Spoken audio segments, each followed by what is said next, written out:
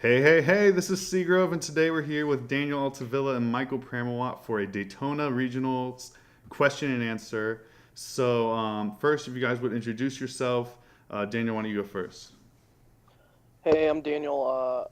I am a player for Pro Play Games down in South Florida. Been playing for a few years since like 2004, 2005, and yeah. And what's your Twitter handle? Because I didn't put it on. My Twitter handle is at xdaniel_san x, like the Karate Kid. Okay, at Daniel San with X's on So the yeah. ends. Okay, and Pram? Yeah, I'm a player on the team ARG. I've won 6 regional championships. And being the most current one for expanded. And my Twitter is at Michael Pramawat. So yeah. Okay, makes sense. So I guess that gives you some relevance to this conversation. Let's get started. We have questions from Reddit, both Facebook groups, and other questions I came up with too to add to the group. So first question, if I'm going first and I have a choice to play Getsis or Hex, which one do I play against each deck? And there's a few decks listed. You want me to read those, or you just want to go through them yourselves? I mean, just go through the list. Okay, That way we can kind of Trev. like hex. Okay, and why is that? Because Jirachi or Just Lele? because like they might have to ultra ball for Lele, or if they I mean especially if it's especially hex if they start not Phantom. Right. Because then they'll have difficulty moving their guy. But I think generally Hex is better versus Trev. That especially if you have a VS Seeker. You actually might want to, but if you're like Leleing for something, then don't Lele for Hex because you're going to need that later, depending on what you're playing. Okay. Night March. This is easy. If he just gets us. I mean, if Danny wants to like chime in too, you know.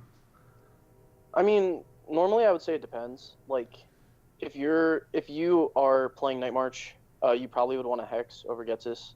But that's just because you want to try and get the first couple of prizes, and if you're going first, you want to slow them down, make sure they can't get the knockout. Obviously, Getsis, will knock them out of the game a lot of the time, but it's sometimes just not worth it. Sometimes it's just easier to Hex. But I mean, definitely most of the time you would probably want to Getsis first.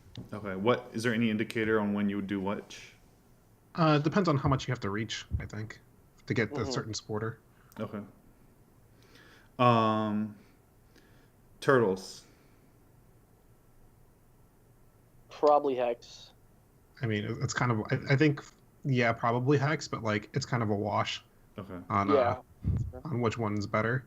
Because like I mean I guess technically, just because of the win% chance, Getsus is better. On just catching like them on a random like all item hand Yeah. technically, but like in terms of like if they drew like a normal like supporter hand, then it's a wash. Okay. And if they start a couple Volcanion, you probably want to Hex like over Getsis because they could just take advantage of having a couple Volcanion and play Steam Up, and then have Blacksmith, and there's nothing that a Getsis is going to do to stop that. So it also I guess could depend on their start, but yeah, most of the time probably Getsis. Okay. Garbodor. I'm guessing this is like the tool drop with Garb. Definitely Hex. Yeah, Hex is probably better. Like they thrive off the turn one Bridget, and if you don't let them get that, then definitely that mixed with pressure would probably just knock them out of the game better than Getsis would. Yeah, I mean, but in that specific matchup, you might even be better just playing like Sycamore or something, just Okay. to Yeah. get yourself ahead. Right? I mean, if we had to choose between Hex or Getsus, it's probably Hex, but the answer for that one is probably like Sycamore. Agreed. Okay. Cool. Um, Galissapod. Getsus, right? Because it's like clunky. It's a clunky deck to begin with, so it I just mean, might clunk out. that one's dependent on Yeah, like first of all, if they started Wimpod, you would probably just hex them because one they can. that's true. Okay. We lost him. But yeah, I'll kind of piggyback on what he was saying. Okay. If they do start Wimpod, Hex is definitely better because it makes the Wimpod immobile. Okay. That makes sense. I just kind of like followed up on what you were saying before you cut out. But yeah, All right, thanks, I appreciate it. yeah. Mega Ray, I think I know this is Hex because they want a Hoopa. Yeah? Yeah, honestly, a lot of the time I've Getsis to Mega Ray, when I was playing Evil Maxi, because I didn't have Hex as an option, Hmm. and they just have a Shaman in hand and just get more off of it. So Yeah. definitely Hex. Yeah, if they have like a Hoopa, if they have like one of their like seven or like six dudes who's like does stuff, then you're just like, well, this just didn't do anything. And if they just have a supporter in their hand, it still didn't do anything. So you're just like, you'd actually much rather Hex than that. That's for sure. Okay. And the last one was Darkrai. Hex. Yeah, If I I- mean, yeah. Darkrai. Really? Yeah. I would definitely thought Um, Getsis because they play so many items. The thing about it is, you get a free every time if you hex them before they get energy down. It's basically one free turn. Okay. And it leaves their usually it leaves their active stuck, just like it would with Wimp Out, because they can't have the free retreat option. So that gives you a chance to knock out whatever their active is if you have a stronger second turn. So Hex is probably the better choice most of the time. Yeah, Wow. and because Turbo Dark runs so many like shamans and Hoopa and all that package, they run less supporters, so their draw might be like shaman, and so like the hex just kind of Okay. knocks them out for the turn. It lets you the turn one hex lets if you have like energy and all that, it lets you pull ahead in terms of your setup before they can really blow up on you. So I think Okay. the turn one hex is better. Funny story, actually. At my first regional, I was playing Mega Mewtwo as expanded. It was my first expanded tournament too. I'd never played against N in my life, but I'm playing I'm playing Mega Mewtwo and expanded, so obviously I have no idea what I'm doing. And I'm playing against Darkrai, which is an auto loss. It was one of the ones I had tested. I won the coin flip. I gets this turn one. His entire hand was items, and I won the game. He smashed me game two. Game three, I went first again. I gets this, and he had 2 dark energy left in hand, and I just won the whole series off of just gets this turn one. But It's definitely a powerful card. the hex is still the prefer there, I guess. That's okay. So Yeah, but I definitely think, just to tack on before we leave this real quick, is I definitely think it's a judgment call for most times. Like you kind of read the situation. I mean, these are kind of like pointers, but like okay. if you kind of get like a sense for like how many items are in their hand, you can, or based on like how they've played, things like that, you can switch between the two, and a lot of the times it is a wash on which one you did because they are both potentially crippling. Mm-hmm. So Okay. What's the play? What's the next question? Not Night March. I mean, like Night March is my fallback, but like, oh man, I have to go through all the options before I fall back on Night March. Okay. Man, I think like Night March gets like one win every 2 years, and I cashed in on that. Yeah. For sure. So just not Night March. I've seen a lot of Yeah, people. it's just it's too easily countered. Okay. I've seen a lot of people playing Turtles, a lot of people playing Garb, Night March, Darkrai. So definitely those are big plays at least. What are the decks to beat? I think it's big three, right? I mean, like Turbo Dark, Turtles, Yeah. Night March. Turbo- Yeah, Turtles, Night March. Don't forget about Trev being a thing. Yeah. Make sure that you're just prepared for things like Sableye Garb and Archies. Like, just make sure you have some kind of game plan for them. You don't have to, you don't have to worry about, fixing up your list to beat these matchups. But at least have a game plan going in because it is expanded. You could face 9 different decks. It's happened before, so it's not too crazy. But just the big three is definitely Dark, Turtles, and then Night March. Okay. Dawn fan question mark? I actually played one online earlier. I think like yesterday or something. But I was using some cheesy Toadbat stack, so I was just like, but it's okay.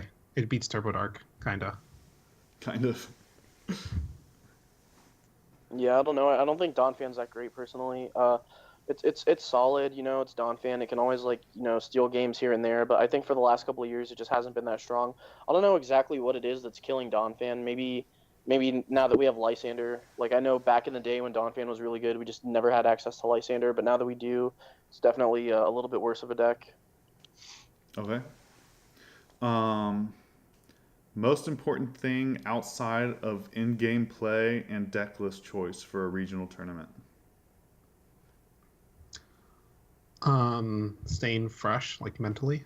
I like to use the in between rounds to like get something to drink.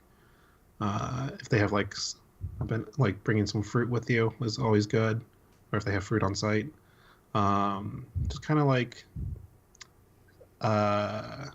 staying not like focused, but like staying like not getting tired is try not to get me tired.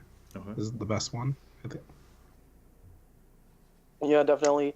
Personally, what I do when I start to feel tired during a tournament is I try and get some kind of caffeine that's not coffee, maybe just like a soda or something with a little bit of sugar in there and some caffeine, and then I try and eat like an apple or a banana.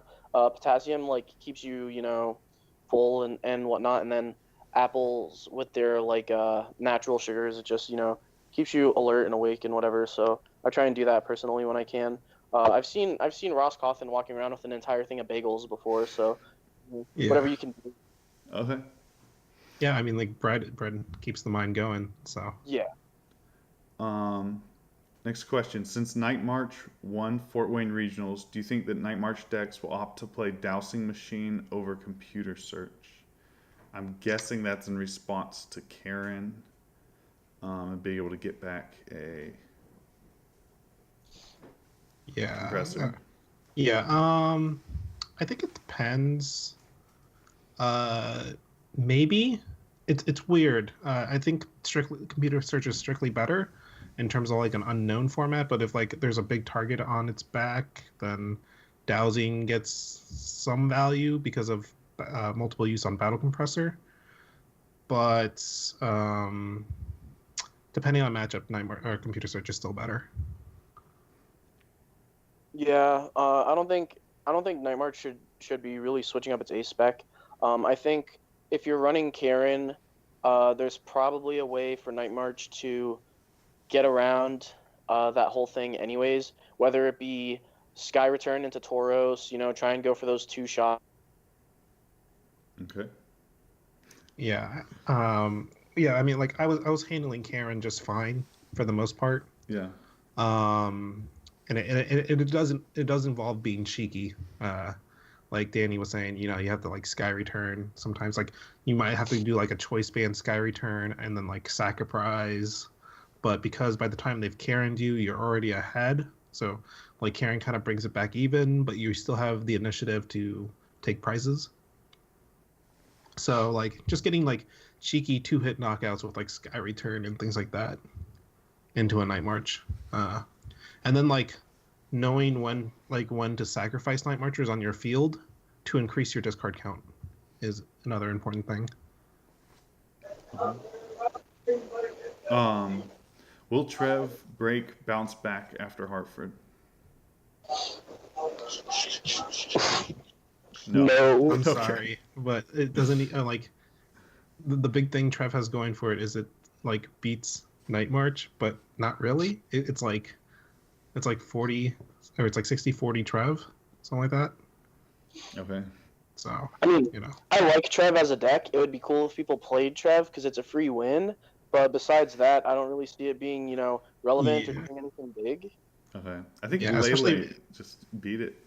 It seems like yeah, that's what it is to me. Like being able to Lele for Hex and even attack with Lele. Turbo Dark, even Galissapod can just one shot Little Trev. True. So like, there's just so much things going about against it, and then like, Blacksmith just destroys the deck. Like if they just go like, there's just all the decks that are up top beat it, or Trev barely wins. So What should I play? Was it another question? Um, you can take this one. I mean, you can Yeah. go first. Go on, it's fine. I was just gonna say Turbo Dark. Oh. Yeah. Why? It's easy to play. Like, I mean, I don't know this person's skill level or what their preferences are in decks. So if you don't know what to play and you're on varying skill level, Turbo Dark is always an option. After that, Turbo Turtles, also a very easy deck to play. Yeah. Okay. Yeah, that's all I was gonna say was Turbo Turtles. It's just like, pretty autopilot. Like you blacksmith and you attack and you just make sure not to lose, pretty much. Shell trap sometimes, mix it up here and there, and then it's pretty simple. Yeah, as long as you know how to count, add 30 damage over and over, you're fine. All Yeah. right. How does one prepare for an event, and at what point do you feel you're ready to go to an event?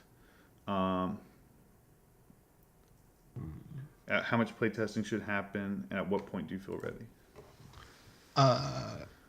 I guess I'll go with a personal kind of thing. Personally, it's not so much play testing unless I know matchups. I need to know a matchup specifically, but it's more like thinking about what other people will play, and then thinking about what I should play in response to that. But then everyone else is thinking that too, so it's like you can kind of run yourself into a circle like that. Eventually, you just have to make a decision and kind of stick with it. Like for Fort Wayne, I went into like this big meta circle in my head on what I should play, and eventually I just threw my hands up in the air and said, "Whatever, I'm playing Night March." So, And when did you make that decision? literally at like 7 p.m. Friday, I was like, "I'm not." The meta is too different from old expanded. Okay. I didn't know. I just knew that there were so many people at the tournament that I needed to go 7-2 to make day 2, and then we can worry about top 8 from there. So I just wanted to play a deck that can win really quickly and go from there.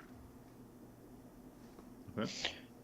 Yeah, personally, I feel like preparing for a regional is as simple as, you got to clock in hours testing. I mean, it's not, easy to go into a blind meta with no testing because it's not really about, having the play as much as it is knowing each matchup. Matchup knowledge is definitely important. So, if for some reason, this person who's trying to figure out how to prepare is stuck and doesn't have too much time, I would advise at least get in a series with each deck, against each deck. And if there's any deck that you're really stumped on how to beat, I would start playing that deck against your preferred play to try and learn, exactly what their game plan is against you.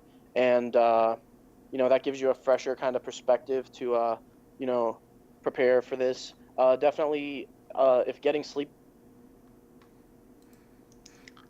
Yeah, you always want to be well rested. Yeah. Sleeping is actually like my biggest weakness was fatigue. And then I got past it by eating light and drinking water.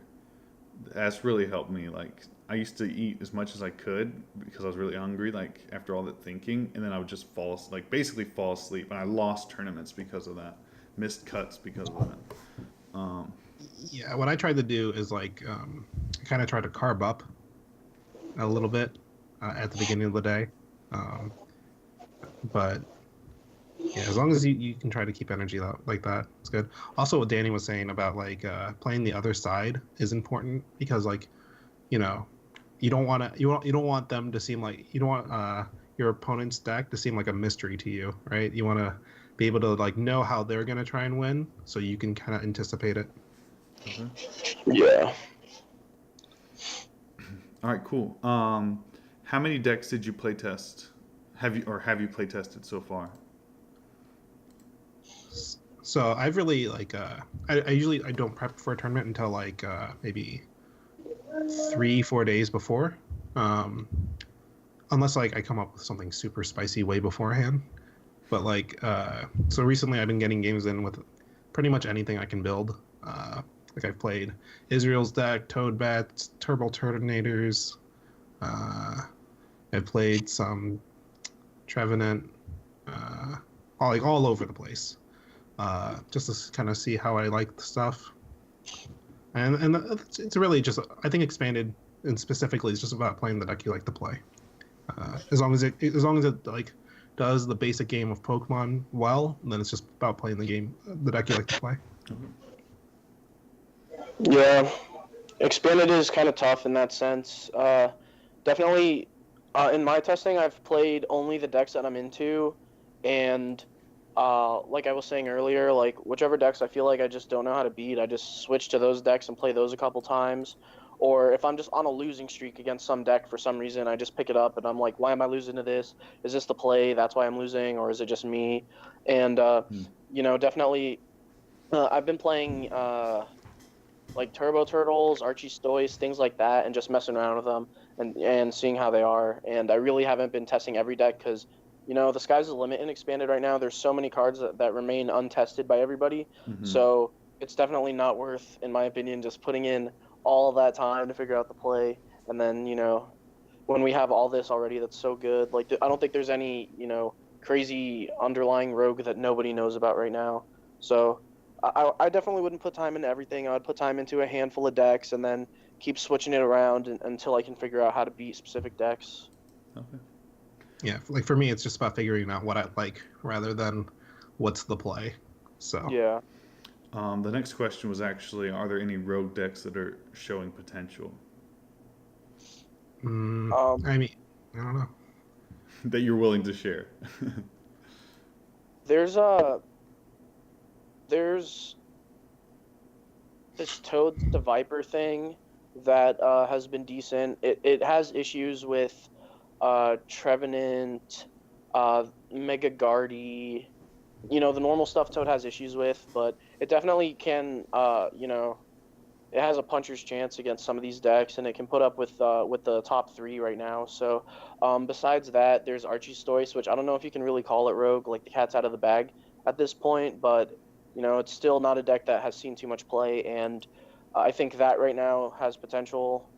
And then, lastly, maybe if someone comes up with the perfect 60 for Donphan, it could be an excellent deck. But as of right now, it's a little underwhelming. But those are the maybe the top three rogues out of everything. Okay. What did you predict the meta was going to be like? Oh, this was. What matchups are you coming in expecting to see a lot of? Turtle. I think Turtles and Turbo Dark. Yeah. You can kind of tell how popular Dark is, right? Just based on the price of Dark Patch. So I think people are gonna be like, I paid $60 for these Dark Patches. I'm playing Dark. Right. So I think there's gonna be those people, and then there's gonna be people who like to pick up the new hot fire deck. And I think people who are trying out Night March are just getting like destroyed for the most part, because like it's very difficult to navigate through the counters. You can navigate through the counters and beat them, but you have to be like, it's very difficult. Okay.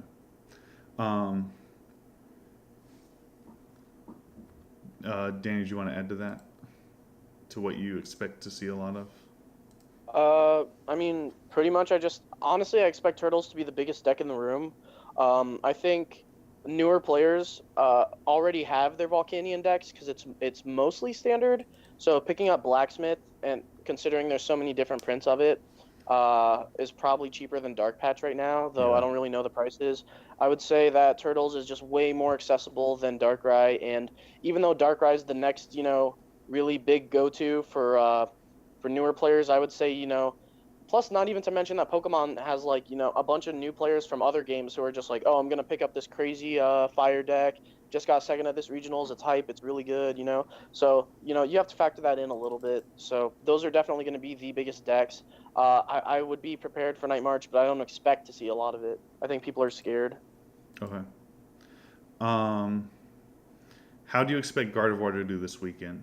And is it a viable expanded deck? Yeah, I think it's very viable. I like what I saw when I played it in Fort Wayne. I could definitely see why Guardy was taking games against like Turbo Dark and all that. Its an answer to the Night March was literally like Karen and Prey, right? So they need a more defined answer. I think Oricorio is a much better fit, just because they have to reach like 10 Pokemon in their discard Right. for them to knock out a Guardy, like a one-shot. So I think Oricorio would have been better. But other than that, I think Guardy is a fine choice, like, especially if like you don't have the cards for expanded. Converting your Gardevoir deck into an expanded deck is just like, I take like one card out, I put in a computer search, and then I'm basically done. Oh, and put in VS Seekers, because, that's not standard anymore. Right. Thoughts on Yveltal, Sosa's Yveltal? I've played games with it. It's very good. Danny? I think it's cool. I mean, personally, I'm just obsessed with Yveltal Maxi. Not because it got me in regionals or anything, but just it's an amazing deck in general. It's so fun. The first turn Maxi is so nice to get off, and it's like a little mini game inside your rounds. Right. It was definitely a great deck, and this deck just doesn't really, this deck isn't much of a Maxi follower. It's pretty much just a El Sapo Negro or whatever, that John Kettler thing from a couple years ago. It's good. It definitely is a strong deck and probably going to be seen, but it's not Yveltal Maxi, so I'm sad. Yeah, it like wins the game, and like it does three things in any order, right? And these are going to be its knockouts. It's going to at some point Dark Call GX or Dead End. I'm sorry, Dead End GX. And then at another point it's going to Toad Laser for another 2 prizes. And then at some point it's just going to come with a big Yveltal and knock something out. So that's how it takes like 6 prizes, right? Yeah. And then like it not in any particular order. It's just somewhere along the lines it's going to do that. But I mean, it's a solid strategy. I think you definitely have to be like.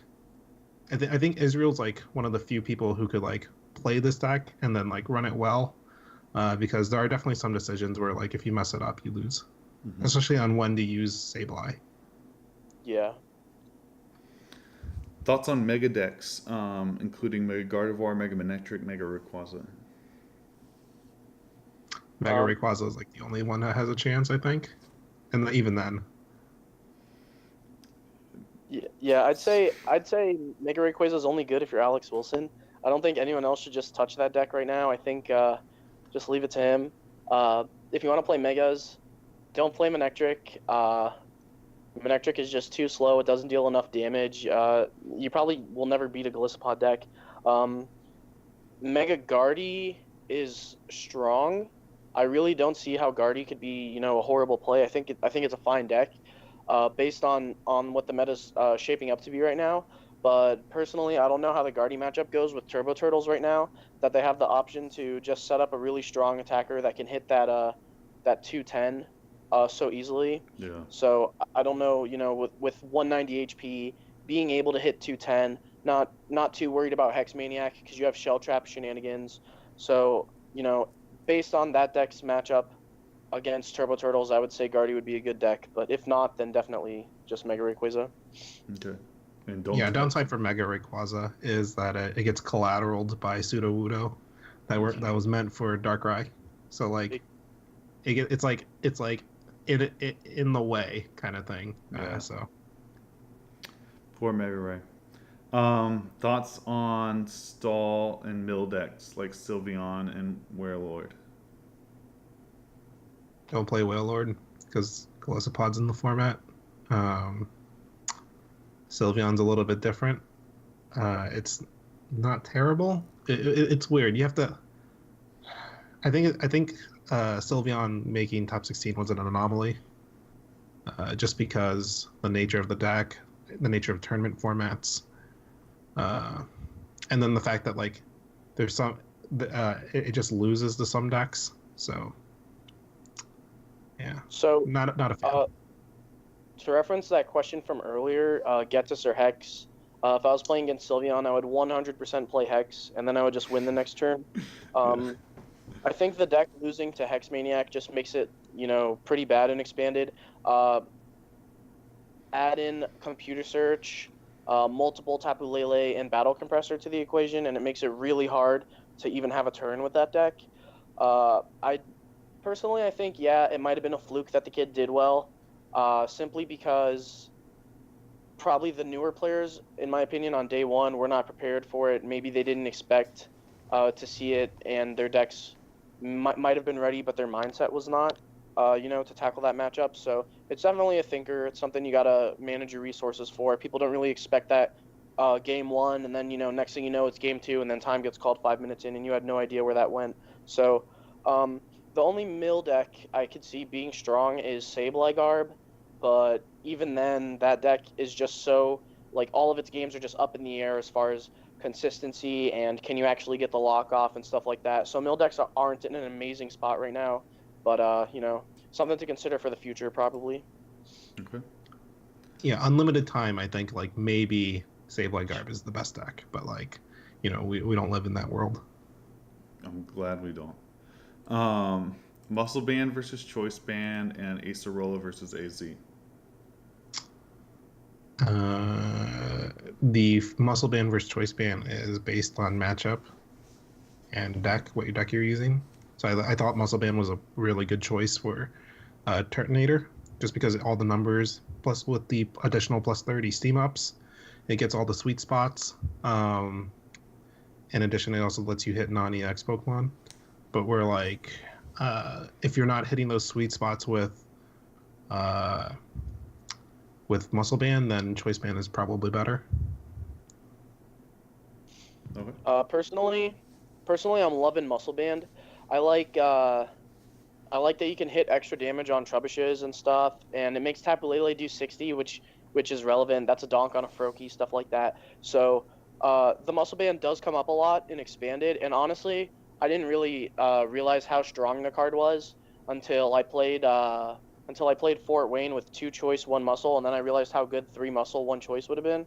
So definitely, Muscle Band's a really strong card. If you had to pick it over choice, it would probably just be like Pram said. It's based on your deck choice and the matchup.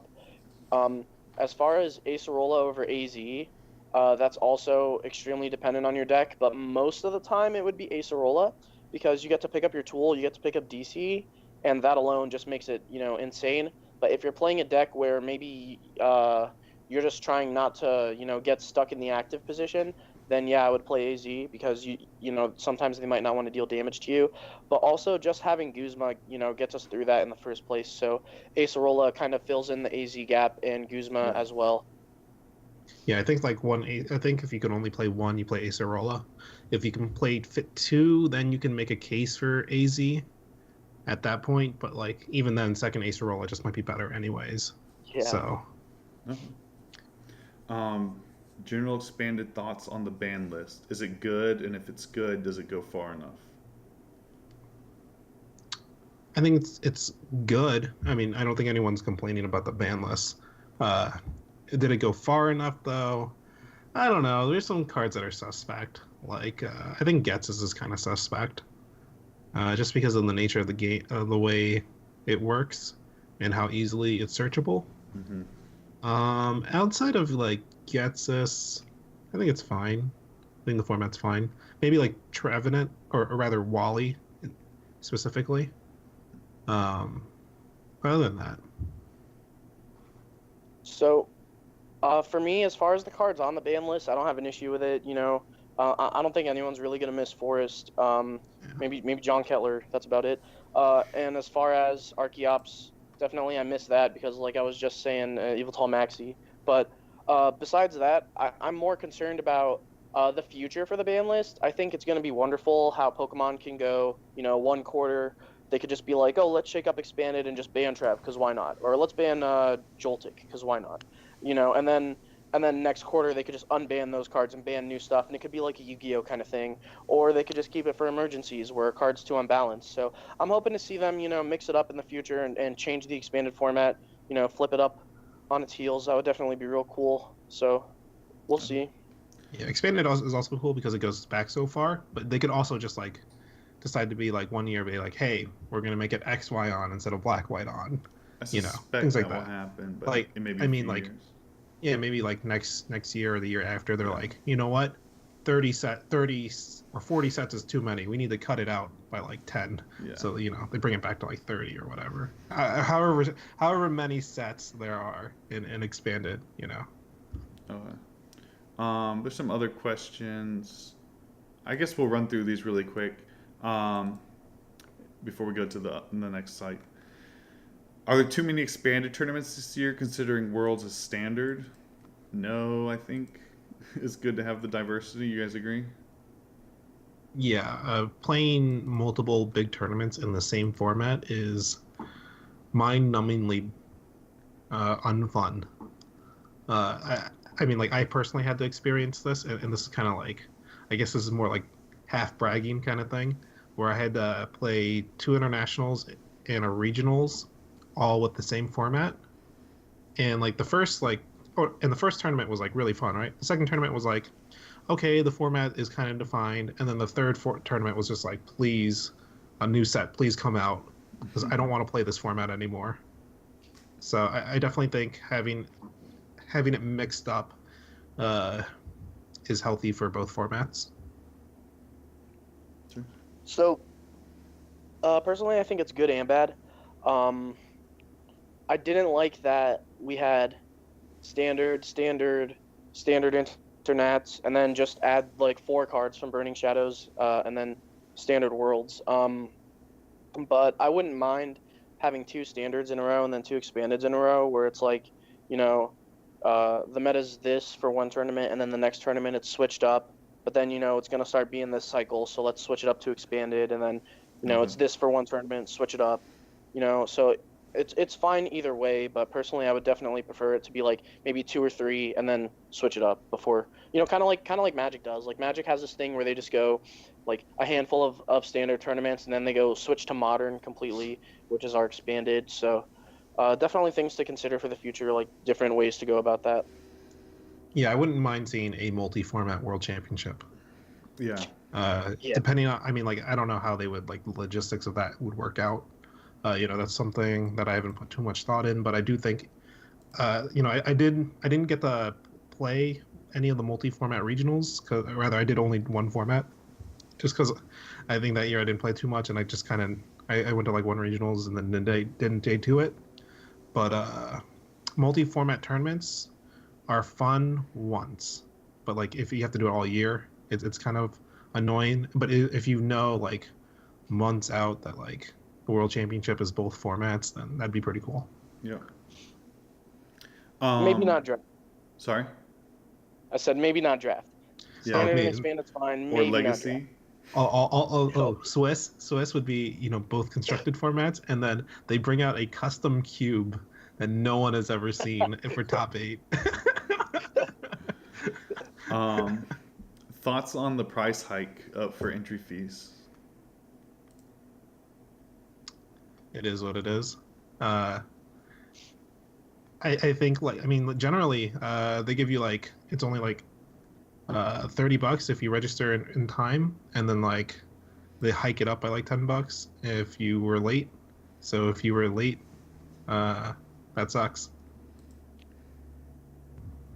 The way I see it, they're kind of just saying like, hey, it was $30 last year. We know you're not going to say no if we add 10 more bucks, so let's just add 10 more bucks and then cut out prizes for top 64. So yeah, definitely, I think they pretty much just control that. There's no way we can ever, change that. I mean, I know I'm pretty sure at least it's the TO's discretion, but at the same time, there's just nothing we can do about it either way, and they're not going to want to, change that. 40 is like a comfy number, I guess. It's a number that people are fine with, and I don't know. I don't like it. I liked it when it was free and we got prizes. Maybe I'm just spoiled, but I definitely prefer that. Yeah, I mean, I definitely don't fault them for increasing the price, because like, if they increase the price and they by like 25%, and then they lose 10%, like 10% of attendance, sure, every day, right? Yeah. They're not attendance. And they're not losing it, so yeah, they're gaining attendance, like yeah, like they're so I don't see like their budget or anything, right? So it's like, right, or what they're working with. So I have no place to make an informed comment on it. I can just tell you how it feels. Feels fine. I mean, personally, I'm fine with it. Especially because a lot of places do the, and not every place, not every regionals does it, but a lot of them do the like 30 early pre-reg, 40 if you're late, like if you're kind of slacking on the time. So if you didn't pre-register, That just sucks. Sorry. Yeah. Some have gone up to 50. Is that right? Or is that wrong? I don't know. I know they make a Okay. lot of money with their VIP package. Right. So, and I think that's where they recoup a lot of the costs Hmm. for the venue or in whatever running the tournament and all that. But so if you want to support the tournament, get the VIP package, I guess. Yeah. But I don't really mind the price hike. I am a little salty about the 250 gone for top 64 because yeah, that's where I can do. me too.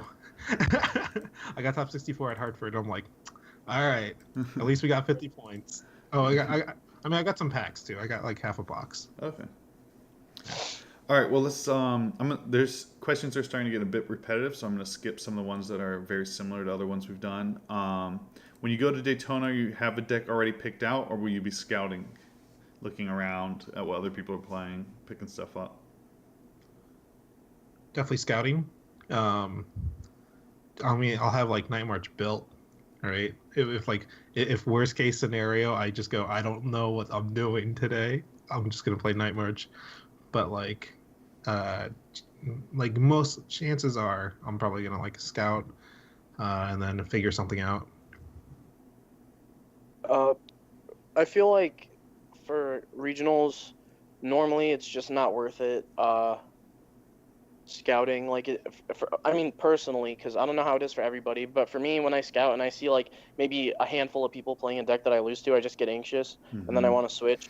So for my own peace of mind, I just try to keep it with whatever I just wrote out my deck list for the night before, and maybe bring two decks. Like let's say you're gonna play Night March and you see uh, a lot of Oricorios or a lot of bats or something. Yeah, I would probably switch, but I don't think scouting is worth it, especially in expanded where you could play 8 or 9 different decks and you just don't know.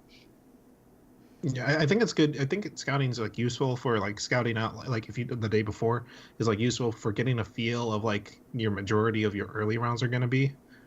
But after like round 3 or 4, it's just out the window. Yeah. It's just like Yeah. whatever people decided to bring that day. And I don't think there's anything wrong with not scouting either. Play with what you're comfortable with. Uh, I think that's actually more important than uh, choosing a deck off of impulse. Okay. What's the best deck that you wouldn't play? Mm. Turbo Dark. Night March. All right. What deck do you wish you could play but you know will not win? Night March. Evil Toll Maxi. Fair. All right. Now on to Burbank. How good is Espeon? I assume they mean GX. Hmm. Uh, it's okay. And should I play Oricorio in it? Yeah, Since Night March only needs 5 of the discard to OHKO you. yeah, you definitely need Oricorio. That matchup is free for Night March if they don't have Oricorio. Isn't it Yeah, free it's pretty anyways? free. No, not because they go divide and then they follow it up with Oricorio, and then like what they do is just like they just one shot all your dudes at once, and you're like, well, and if they have Garbotoxin in play too, it's game over at that point. Even though Pumpkaboo one shots with 5 in discard. Well, the thing is, you go With up in divide. prices so quickly that like you have to go through like 2, 3 Oricorios. So like under item or under trainer lock or not trainer lock, ability lock. Yeah. So like you can't get in. Your Rangaru's not really getting in there. You kind of just have to hope you draw the right cards while you're getting your attackers are getting annihilated by Orangaru or Oricorio. So I think you have to run Oricorio in that matchup or you lose. But I think the deck is not great to begin with. So Oh. Yeah, the deck's not that awesome. I'm pretty sure what you're trying to do with the divide is you put any marcher you see at 10 HP left, And then, if there's no other marchers and you still have extra damage, just put that on a Shaman or something. Maybe a Tauros. But you want to put all their marchers at 10 HP left. And then if they drop a new marcher, when you're ready to Oricorio, you go 1, 1, 1. And then maybe you get lucky enough to knock out the other marcher. And it also sets you up so that if they do bench a new Night Marcher, then, that thing has a target on its back now. So they're kind of afraid to. But if they don't, then you could go like N Garbatoxin, knock out all your Night Marchers. So definitely, I would say you need both, but also I would say you don't need Oricorio because you probably shouldn't be playing Espeon Garb. Okay. Go ahead. No, I mean, yeah, but agreed. That's, yeah, I mean, do not expect to do too well if you play Espeon Garb. But if you have a lot of fun with it, who am I to say no to playing Espeon Garb? How much of an impact will Hartford have recent regionals in the standard format have on Daytona? It shows off the power of Volcanion really well. So it'll just make, and people who are like Danny said a little bit ago about new players, they invested all this money and time into a Volcanion deck, and then it's like, hey, look at this, my Volcanion deck works for standard and expanded. So, yeah, that's what I think. It'll just, if anything, it'll reinforce people playing fire, which is like, they should be. The deck's really good, so it's like it kind of validates their ideas. Okay. So on to Hayfont. That's all we have from Vermex. So what are the best decks for people new to Expanded? I think we covered this. Darkrai, Turtles. Best chance of getting CP, probably the same thing. Darkrai and Turtles. You agreed? Yeah. Or something that beats them. Or something what? That beats them. Or something that beats them. Yeah. Do you think there'll be an increase in water decks like Turbo Lapras in response to Volk and Turtles doing well in Fort Wayne and Malmo? And is Night March still a good play? You guys said don't play Night March, and water is in an interesting spot. Yeah. Because most of the water stuff is weak to grass. So like you just gotta hope you don't run into a Golisopod. One thing, depending on what water variant you're running, if you're running water box, you probably insta lose to Golisopod decks. Yeah. Whereas Archie's Blastoise has an answer with Wishy Washy that can survive a hit, and then you can get some knockouts in some other ways. But it also has its natural counter of Garbodor, so it's the pros and cons to both. But if you abandon the Golisopod match completely, Water Box is better, I think. And you can still lose to Volcanion with Water Box, I think. Yeah, it turns into a trade war, but it's easier for you to hit those trades than it is for them. But still, it's not like it's exceedingly difficult for them either. Right.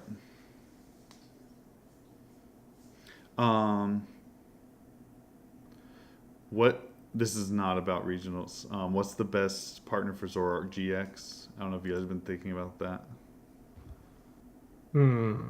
I guess we can have two answers for that. One standard, one expanded. Sure. Expanded, I would just copy the Japanese deck, initially. The one with Lycanroc, that deck seems sweet. Because, all they would do is Bloodthirsty Eyes, something, and then knock it out with Zoroark. And then the Zoroarks are powering other Zoroarks. It gets all kinds of crazy. As for standard, I don't know. I think the card is less impactful without Skyfield. Mm-hmm. So it takes more of a support role. But Trickster GX is pretty good. So. Yeah, I agree. I don't really have much to add to that, except maybe a good partner for Zoroark would probably not be a Stage 2 Pokemon. You would probably need to run it with other Stage 1s or Basics. And even then, it's probably a 2-2 in Standard Max, whereas in Expanded, it could be the basis of a deck. Yeah, it could easily be 4-4 in an Expanded. Okay. and just like power through your deck. Especially because like in expanded you have what's it called? Execute.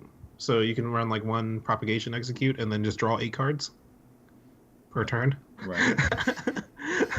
It's like and sacrifice nothing. So you're just like propagate, trade, propagate, trade, propagate, trade. Yeah. Oh my gosh. Yeah. Like the old diving draw. I didn't think about that. Yeah, so you can play 8 cards, play a utility supporter, and then just go on with your life. Wow. Yeah. Okay.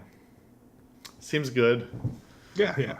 That's why it's a much cooler card in expanded than it is in standard. So standard it's like it's this kind of cool consistency card that might have some play if something interacts with the discard, but like in expanded it gets really nutty.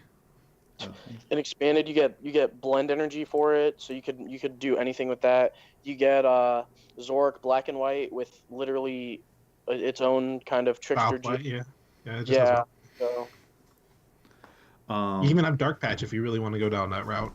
Yeah. yeah. Yeah. Some of these are starting to get like I think somewhat inside jokes, so you can just answer them or just say pass or whatever if you don't want to touch them. I don't know if they're like weird or whatever. So how is it that you're good at both Pokemon and exploding kittens? What's the secret? Being fearless. Fearless. Well, it's being fearless at the right times because, like in Exploding Kittens, right? You have to just be like, I'm not going to draw the kitten with this one, and you have to like just kind of trust that you won't. Because if you're avoiding the unknown the entire time, you're going to lose. Is drawing the kitten bad? Yeah. Okay. Yeah. Well, the game's called Exploding Kittens. So if you draw the Exploding Kitten, you have to have a card called Defuse to defuse the Exploding Kitten, and then you get to put the kitten back in the deck anywhere you want. But But at first it's random, right? So it's like you just have to be fearless when you draw, and I think that also kind of translates into Pokemon a little bit. But Pokemon is more about picking your spots. Sometimes you just have to commit to a play no matter what, and if it works out, it works out. But if it doesn't, like you can't like if a play is if I avoid doing this, then I have a higher chance of losing than if I just committed. Then the commitment's better. So you just have to be fearless sometimes. That things will work out, and if they don't, that wasn't going to work out anyways. So. Cool.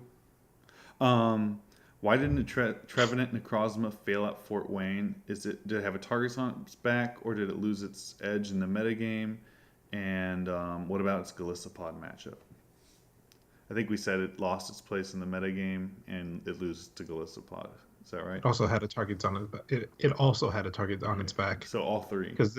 All three had like people were playing Giratina promo, people were playing Turbo Dark. People are playing, when I say people, I just mean Israel. Israel's playing Eviltal, like, I don't know, man. And then like, and even if you played against Sableye Garb, they were running Latias. That just completely destroys your deck. So like, they just send up Latias and they pass until you lose. Yeah. So like, yeah. Danny, Ryan said, I don't know what that means. Yeah. Was that your response? This is my response. Okay. How much more will standard creep be in effect at Daytona? Will we continue to see popular standard decks translated into expanded? I'm thinking Gardevoir is what they're talking about, and Volcanion to an extent. Yeah. I mean, I think the GX Pokemon cards are just really, really good. So, like, really, really good cards combined with really, really good trainers equals really, really good decks. So. Yeah. Okay. With Karen never seeming to actually counter Night March well, do you suppose people will try Oricorio more? Yeah. I mean, certain decks. So, like, the thing about Karen is you can't just Karen your opponent, right? You have to do Karen and something else to go with it.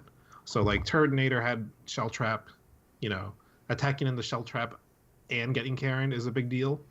But just Shell Trap or just Karen isn't enough. Seismitoad is another Karen answer, so you go Karen Quaking Punch. But when people just kind of go Karen and then they take a knockout and they like pray that things are going to work out, it just doesn't do enough. Whereas so like with those decks you would rather have Oricorio. So like decks like Garbodor, decks like Gardevoir, Golisopod sometimes would have rather just unless they're playing Toad, would have rather just had Oricorio. Yeah. Okay. Well, you answered those questions. As a Night March player, to what extent do you plan or play around the potential for an Oricorio tech? I guess this is before you know it. At all times until I confirm that they don't. Okay.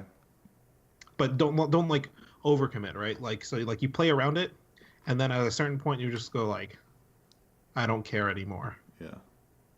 Yeah. So like you don't play around it all game, but at a certain point you're just like, you either just come to the conclusion that they don't run it, or you just stop caring about it, and then like you like think about like, if they play Oricorio on me, do I lose? And if the answer is ever no, then you just go and knock them out, like go ham. Same thing with Trash Avalanche. I mean that's like a general like Trash Avalanche rule. So. Danny, what happened to the Tough Puff? Rip. Basically, what happened with that was I just wasn't. I didn't have the necessary tools for a YouTube channel. Like I didn't have a working computer, and I didn't have a camera to do the videos or anything. So my partner kind of quit Pokemon real fast. He was into it, and then he just didn't like it as much. So. With him leaving, I kind of didn't have any of the tools to do it myself. I would like to bring it back. I'm in the process of buying a PC build right now, so maybe in the future there will be more Tough Puff, but as of right now, it's a thing that, has to go away for a while. Okay. A realistic chance of Vika Bulu winning an expanded regional. 0. Okay. I was going to say, I think it's actually underrated by higher level players in expanded. Maybe. In standard. But in expanded, I'd rather just KO turn 1 with Turbo Turtles than KO turn 2 with Vika Bulu. That's how I feel about it. Like, I mean, isn't it just completely outclassed in every way by Turbo Turtles? I mean, I don't know if Vika Bulu will ever win a tournament. Period. I mean, I personally just don't think the deck is that good. Okay. It has too many issues going on with it. I'm not saying it. I mean, there's a big difference between top 8 and winning. But but like, you also have to. I won a league challenge. There's just so many things. So there's so many. I mean, I'm not talking about like tournaments. I'm just talking about like regionals. I'm kidding.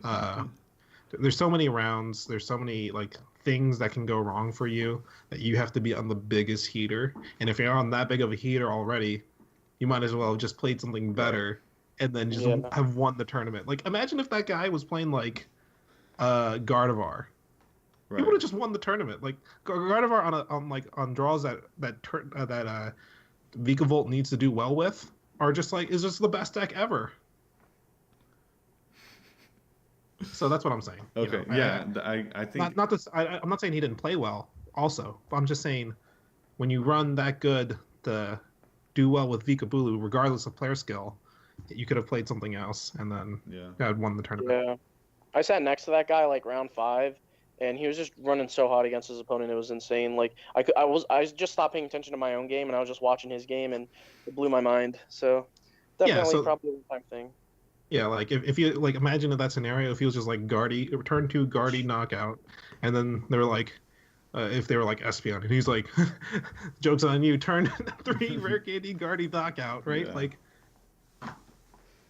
so that's my opinion. I think like if you were running hot enough to run the Vika Bulu was doing well, you could have just been playing something else, So, and then you would have done better. especially expanded, it's not going to win. It's Yeah. the answer here.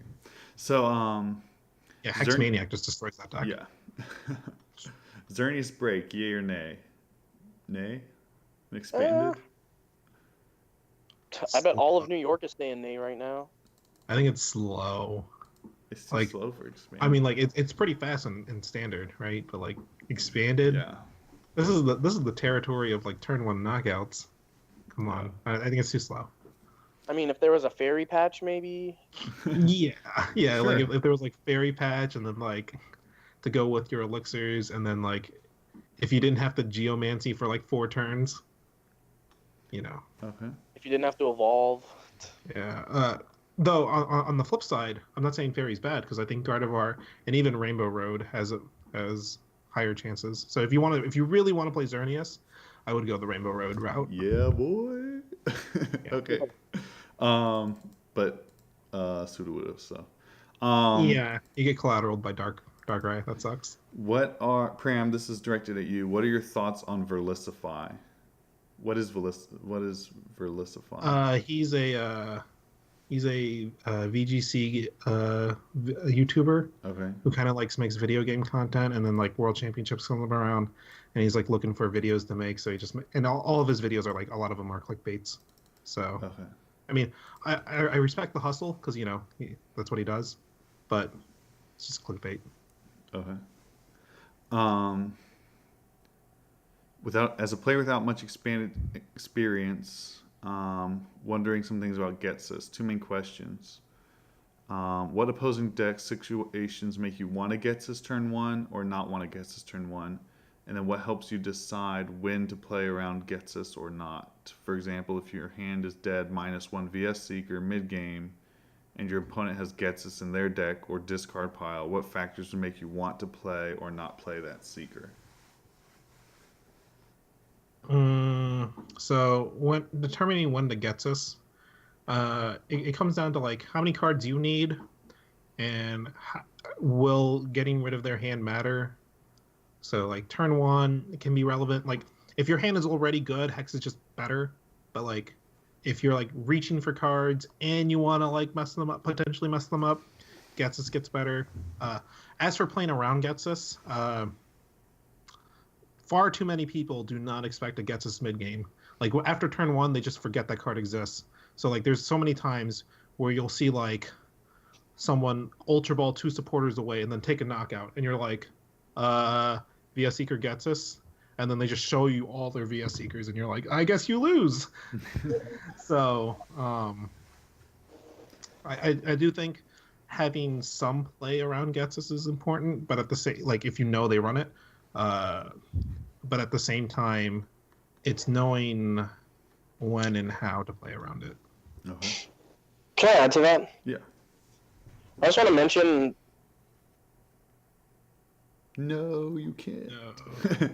No. We'll catch up in a second. Okay, go ahead.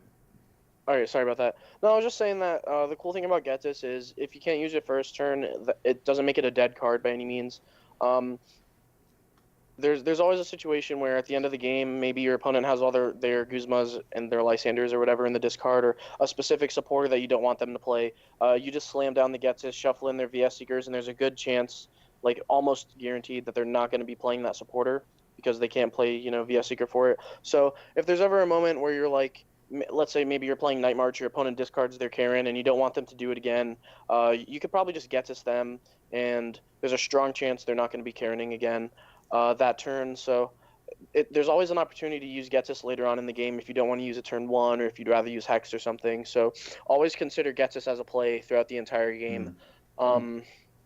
Definitely. And always, always consider that it might be a good card to use against you as well for the same reason. So maybe if you know that the only way you lose is if your opponent Ghetsis you out of a potential, VS for, specific card, then probably just play the VS early, grab that card.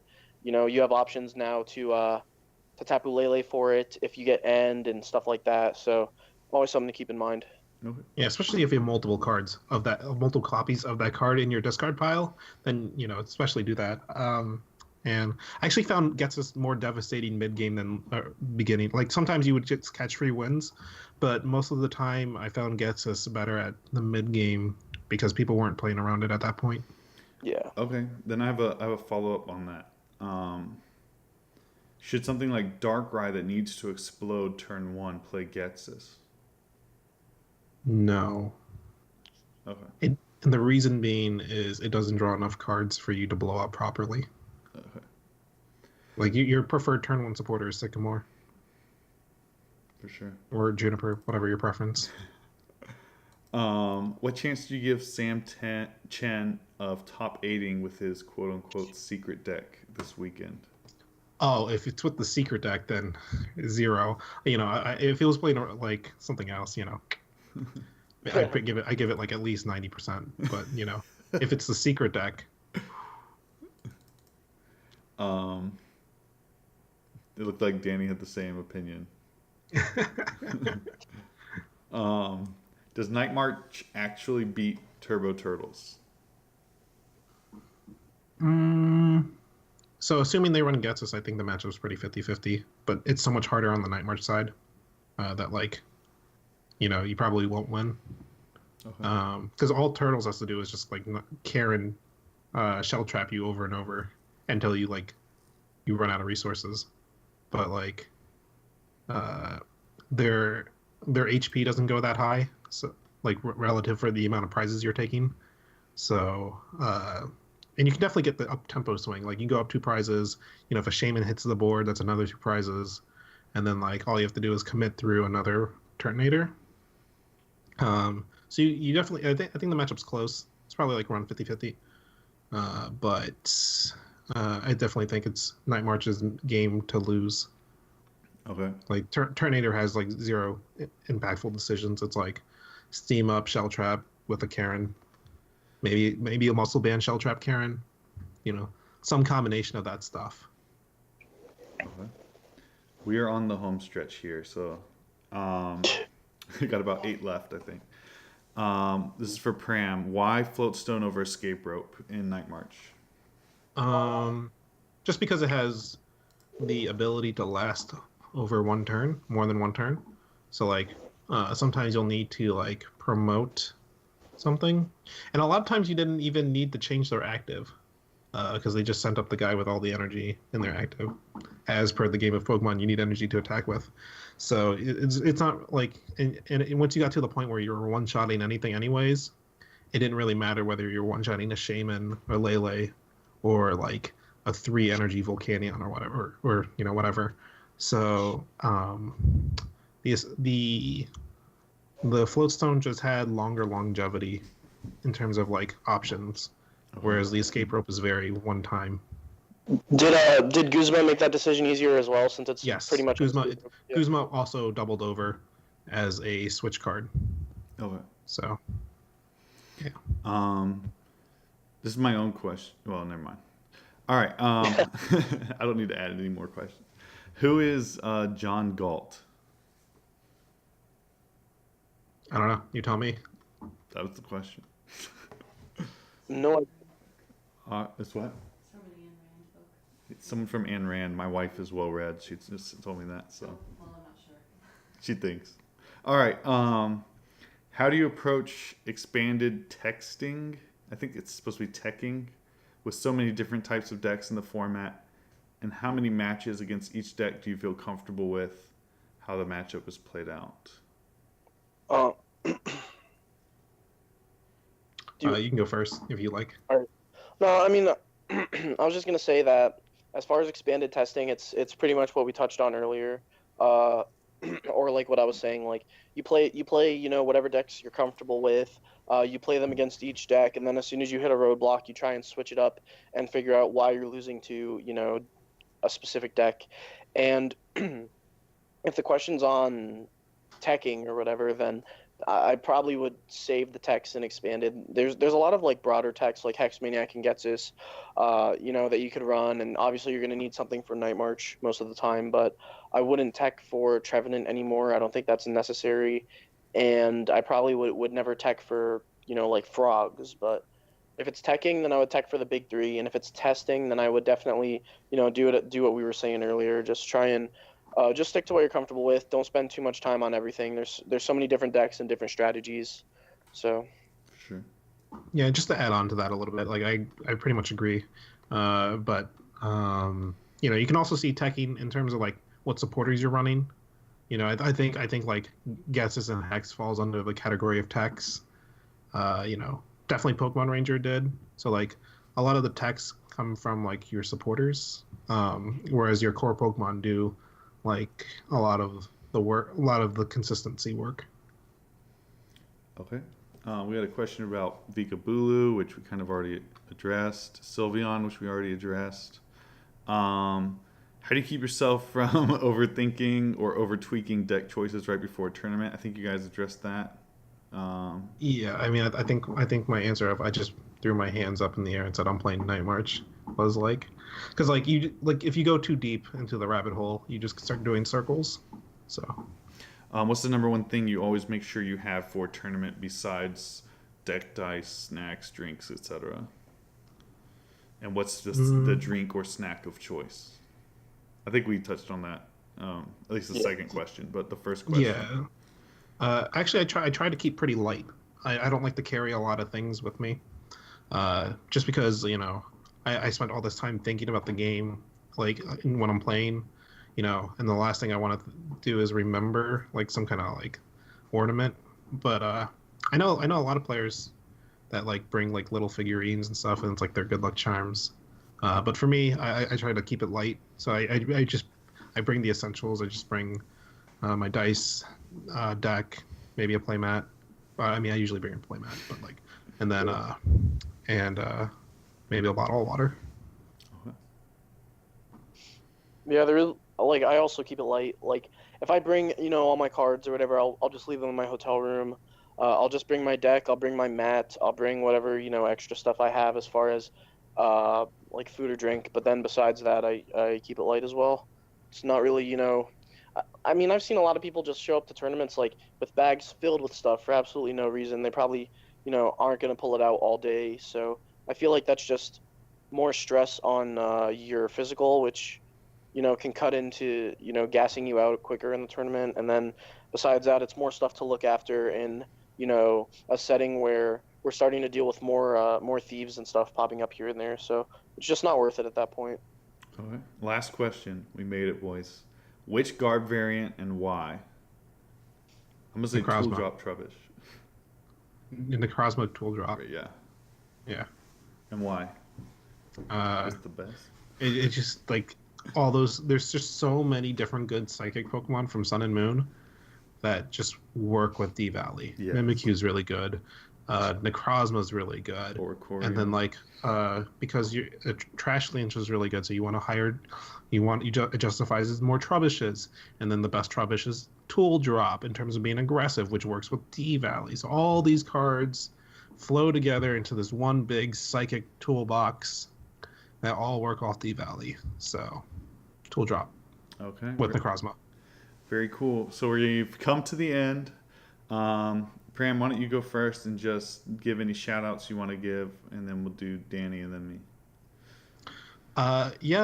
Thanks to ARG for me being on that team.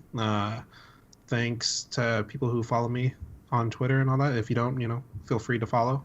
I tweet out like basically how my tournament is going. So if you want to keep up on that, if you see me at a tournament, come say hi. It's always nice to meet you guys. Yeah. Danny? All right, yeah, definitely. I'd like to shout out Purpley Games. They've been a great sponsor. They're really awesome. All right, sorry. My friend came in, and now this dog is going crazy. You're fine. Do you want me to just talk over the dog? Yeah, you're good. All right, cool. No, just shout out to Purpley Games. They've been a great sponsor the last couple of years. They're really great. They're growing up. We have a huge team now. We have like Yeah. John Keller, Serena Radu, Zachary Lesage, a lot of great players. So definitely, I'm pretty sure you already have a video up of our team Yeah. also. So go check that out. You can follow me on Twitter if you want. You can follow me on Instagram. It's all the same stuff.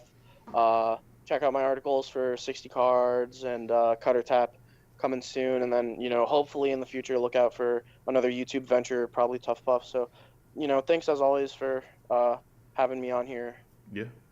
And for myself, go to Flipside Gaming, get 10% off with the discount code Seagrove in all caps, and check out my articles for Flipside Gaming. Thanks for watching.